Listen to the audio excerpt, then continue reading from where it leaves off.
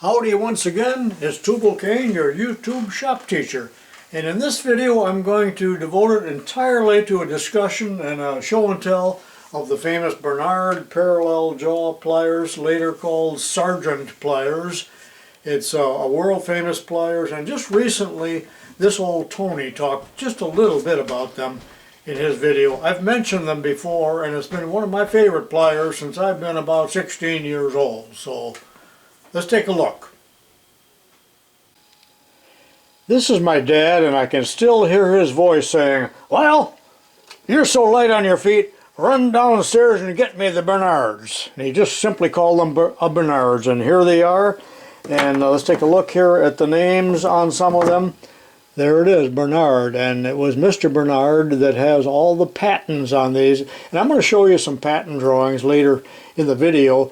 And there were just many variations of these, and then they also licensed the mechanism here for other companies to make these for special purposes. So even when I was at the high school 40 years ago, there was a special Bernard that was used to change the pins or screws, actually there were pins, on Sellstrom safety glasses, and I was constantly fixing safety glasses in the shop. So I had one of those pliers, probably about this size, but it had some pins here to press out a pin. And you probably ran across a lot of special purpose pliers in your life that used this mechanism. And the whole idea here, the beauty of it, is that the jaws remain parallel to one another as you open and close them. When I was 16 years old and in high school, my dad was the teacher and he was head of the department. So one day I not skipped school, but he got me out of school, and we went in the school car down to Springfield, Illinois. And my dad and the school, I think all schools at that time, were able to purchase government surplus. And even though it was about 1958 or 1959, there were enormous amounts of World War II surplus that still hadn't been dispensed. So that was the whole program. So when we were down there, I remember there were pallet after pallet load full of Bernard pliers. They were in big cases, and each case had a box of 6 or 12, I forgot the number, of Bernard pliers. Now, why were there so many? Well, the reason, as far as I understand, is that every machine gun kit during the Second World War contained several tools that was used to work on the machine guns, but one of them was a Bernard pliers, and it was this size, but they were black in color. And apparently they were very useful in servicing and working on Browning machine guns. So that's probably why there were so many of them.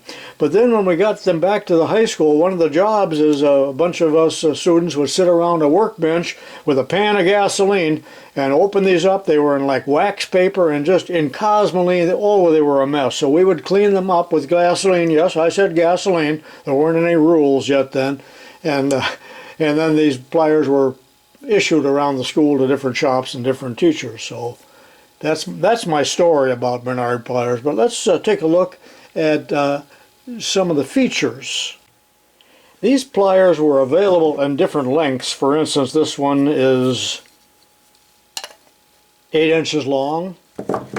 This one is about 6.5, and then the short one here is about 5.5, 5.25, and I know they made them even smaller than this, and maybe larger. I'm not sure of the variety of sizes, but also you'll notice that some of them came with the side cutters and some without the side cutters. Now, to me, this is one of the main features of a Bernard, because you had this compound leverage action here that would allow you to cut a wire or nail or even a bolt that was quite thick without having to really work at it like you might with a diagonal pliers. So that was just beautiful.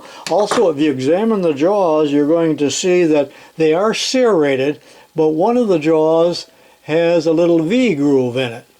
That was particularly handy for pulling wire, because sometimes they would run the wire right through the tool like this and down that little V groove, and you could tighten a piece of wire, I suppose fence, I don't know what all, in that manner, rather than having it stick out the side like this.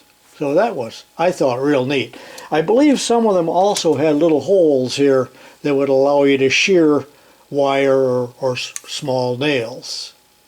Again, this is a later one after Sargent had bought them out, but all of the earlier ones are going to say Bernard, but not necessarily on the handle. There's a little bit of a diamond trademark there, but there is the name Bernard right there, and sometimes patent dates, and this appears to be an older one. And some of the bigger ones had this flared end to keep your hand from slipping off. So the design is really quite ingenious. This one's pretty beat up. You can see that some of the screws have either been ground off or replaced or repaired or something. So that one's been around the block. It's particularly loose, I suppose, from wear. There again is the Bernard name. Let's take a look at all of them. Sargent, a little bit of rust on that. Bernard, some of these I already showed you, but it doesn't hurt to have another look. And this one is marked Bernard up here. And Sargent.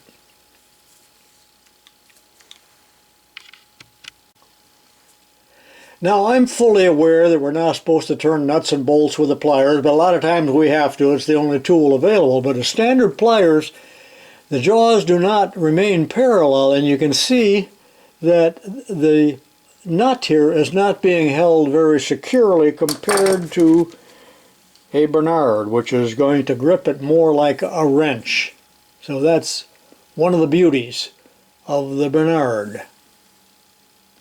So if you were holding a bolt or something and you're going to grind it, it really gives you a firm grip compared to a regular pair of slip joint pliers. The older pliers and the ones that were war surplus were all black finished. I don't know if they call that parkerized or whatever it was, but and I suppose plating, the metals for plating were scarce during the war. Notice also that this one is riveted, and I don't know why there are bolts in that one, but you can see the construction's a little bit different. Now if you were to take this apart, you're going to see there's quite a few different pieces here, and when I show you the patent drawings, you'll see how really complicated this was to manufacture. And the parts up here, of course, are hardened, and that little side cutter there is still in very good shape, isn't it? I was hesitant to make this video because I knew there'd be some people that say, a whole video about pliers? Who cares? But I do find in the comments that there are many people out there that are just as nuts about tools as I am. That they like certain pliers, they like certain brands of wrenches, they're nuts over Snap-on, they're nuts over Mac or whatever. So I'm not totally alone in my enthusiasm for tools. Now you may not be crazy about Bernard, but in general, if you're watching this video, you value tools and appreciate what it is that they can do. And of course this is really just an extension of your hands with lots of leverage, isn't it? I took the liberty of doing a patent search for Bernard, and his name was William A. Bernard, and this patent is 1890, and there's one of the first ones. He patented many, many pliers over quite a long period of time, but this is one of the first ones, and there's his name down at the bottom. And I'm going to spare you all the legalese. There's an end view of it, but it's this mechanism here to keep the jaws parallel that I believe was being patented. Now not all of these patents are in the right sequence here, but here's another one from 1900 by Bernard, but it's not parallel jaws, but you can see that the man obviously had a fetish for pliers.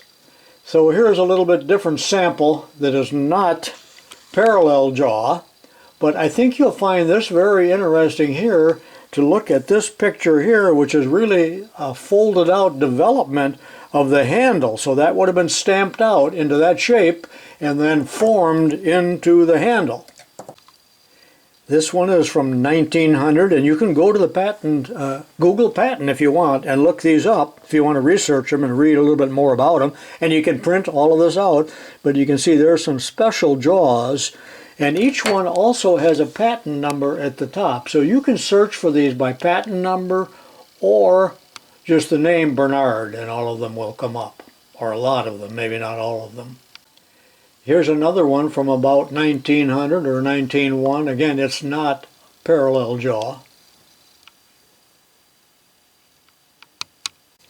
In 1904, he came up with this particular model that was special purpose, probably developed for a certain company to do a certain job. But they're rather complicated pieces, as you can see. And look at the beautiful lettering and drawing. And there was no CAD back then. Inventor, William Bernard. From 1906, a nippers, pliers, or similar tool. That looks almost too simple to patent. Another one from 1907, not quite as interesting. But you can see the cross section here in figures 3, 4, and 6 of what the handle looked like, and then figure 5 again is the development for the handle. So they would have had some pretty complicated punch presses and dies in order to make that piece. In 1907 they came up with this punch plier, so it's a combination tool.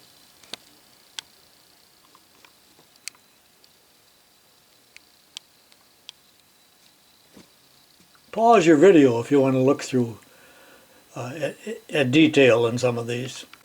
He must have been quite prolific, because here in 1907 we got a little bit of a nippers and the development again.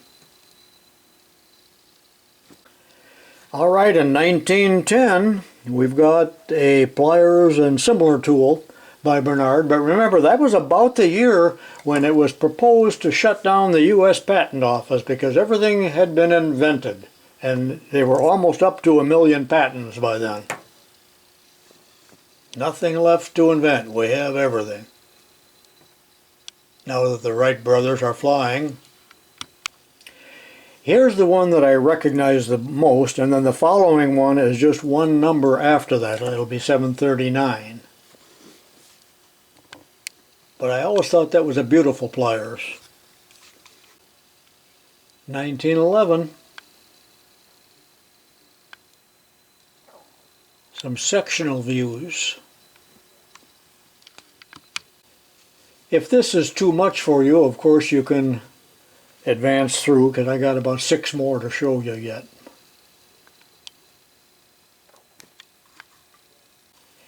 In 1913 he came up with just a little bit of a different tool here in terms of the side cutters, which is more like a nippers from the side, as you can see right here. In 1914, just before the First World War, he came up with a shoe button tool. And of course,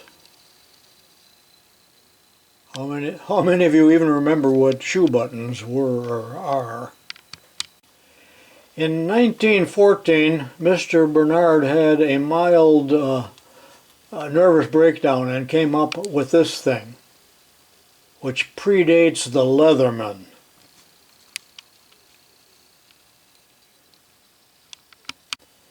If you had any desire to make chain, well, there's just the tool to do it. This is the second page of the one that I just showed you.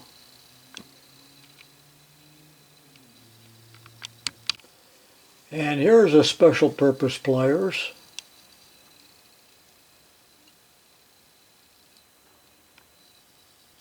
Note that there appears to be a spring hidden in the handle.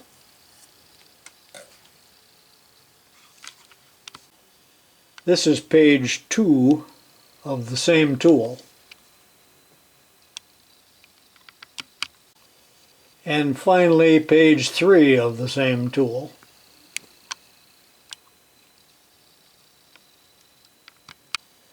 Here's another nippers, almost looks medical in nature, 1915. Maybe it was for the First World War. Well, we weren't quite involved in it yet. But I think he's running out of steam on the parallel jaws. Here's another nippers.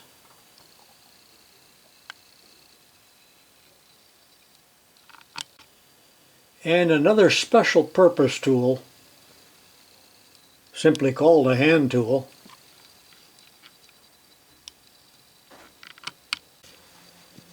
Now Mr. Bernard is in cahoots with the paper company, so they're working on a paper fastening tool.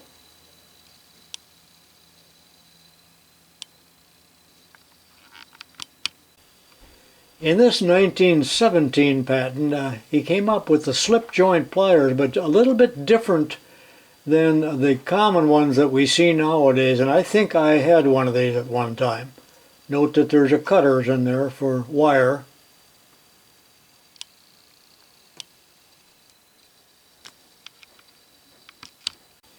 In 1918, we're back to the parallel jaw and a means for applying fasteners. I suppose different anvils could have been supplied. Here's a rather elegant looking tool. No wonder people had carpal tunnel syndrome years ago. If you had to use one of these all day long on an assembly line. 1919. Special purpose. I think you will be relieved to know that this is the last one. And there were probably many, many others that I could not find. Thank goodness. Here's one of their trademarks from many years ago. You know, one time a woman who was a collector asked me if I collected anything, and I said, yeah, I collect tools. She actually shrieked with laughter and embarrassed me, and many years after that I was ashamed of collecting tools and I would not talk about it. I was a closet collector. She collected some kind of figurines, and there's nothing wrong with that, but she belittled my hobby, and for a while it really hurt me. You can do a search on the internet for the history of Sargent quality tools and come up with this page should you want to read it.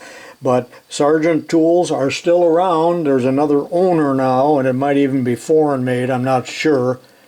But thank goodness that they're still making some of these tools. Although there has to be millions and millions of them that are still in toolboxes and on shelves all over the world.